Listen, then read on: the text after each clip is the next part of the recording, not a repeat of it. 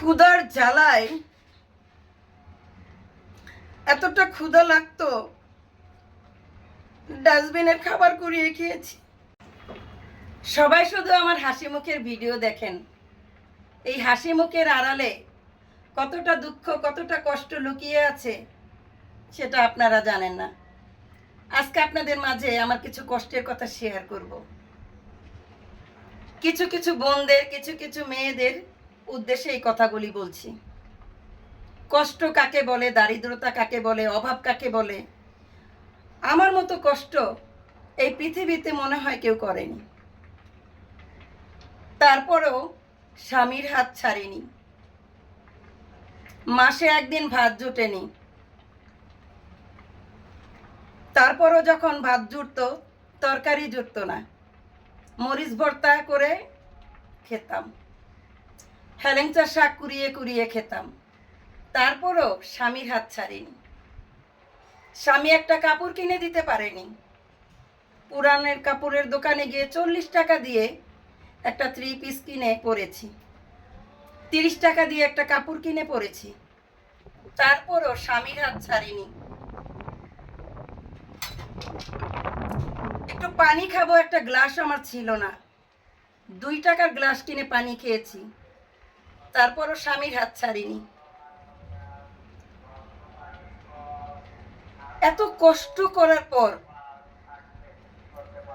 যখন একবার ভেবেছি স্বামীর ভাত খাবো না, চলে যাব, বাবার বাড়ি চলে গিয়েছিলাম, তখন যে শিক্ষাটা পেয়েছি, এক মুঠো ভাতের যে কত দাম, তখন শিখেছি যে স্বামীর কাছ থেকে চলে গেলে এক মুঠো ভাতের দাম কত।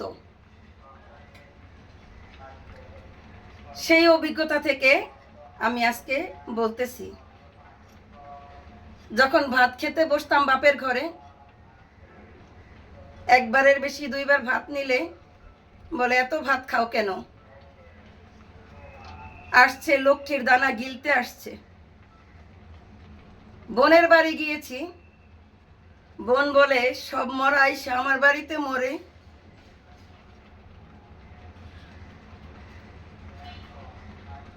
আমার ভাই তখন বিয়ে করেনি,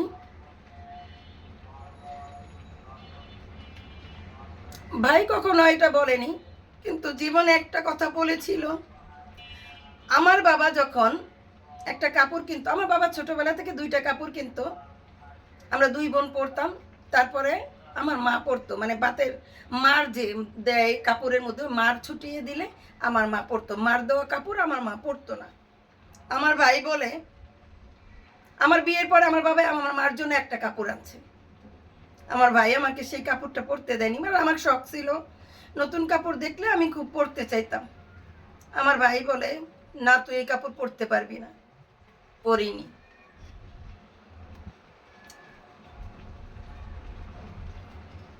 ক্ষুধার জ্বালায় এতটা ক্ষুধা লাগতো, ডাস্টবিনের খাবার কুড়িয়ে খেয়েছি, তারপরও স্বামীর হাত ছাড়িনি। স্বামীর একটা লুঙ্গি ছিল না, আমার ওড়না সেলাই করে দিয়েছি, সে পরেছে, তারপরও স্বামীর হাত ছাড়িনি। আজকে আমার এই হাসি মুখের আড়ালে কতটা দুঃখ আজকে আপনাদের মাঝে শেয়ার করলাম। এখন আমি অনেক সুখী, এই সুখটা নিজে অর্জন করে নিয়েছি।